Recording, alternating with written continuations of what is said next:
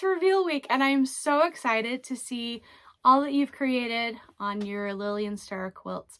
I hope you're posting on Instagram and using that hashtag along with the quilt along hashtag. I am so excited to see what you make. Writing a pattern is a lot of fun, but it's, I think, even more fun to see what everybody has created and different takes that you've had on the quilt. So now it's time to go out and photograph those quilts. So this week we might do a little Quilts in the Wild excursion with my chief quilt holder, my husband, and we'll talk about some things to help your quilts to shine. Okay guys, so we are picking a very vanilla background. We are in the backyard. I'm just going to give you a little tutorial about how to take full quilt shots and a couple ideas to help you kind of spice things up. Okay, so a couple things to do when you're taking pictures of the full quilt is to start out wide and then take a shot, closer, take a shot, and then tight and take a shot, or just take a shot of one block.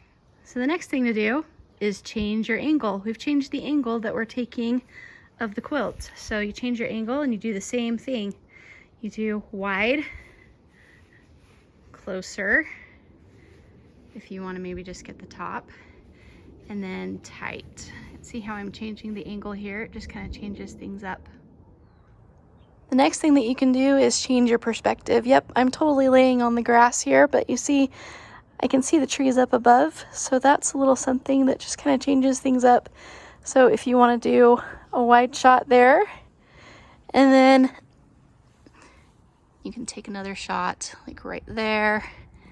And if we were in portrait mode, I would do that too. Okay, so I've shown you just a couple little things. It's not thorough in any way, but just a couple of things to help you take some better full shot pictures of your quilt. And check the link below. We will put a link to all of the photos that we took today. So thanks for watching, and I hope you had a little bit of fun watching this crazy little video. And thank you for sticking with me during this quilt along. This is my first one for my first pattern, and I'm just grateful that you're here, and stay tuned for more tips and tricks as we continue this quilty journey together. We'll see you later.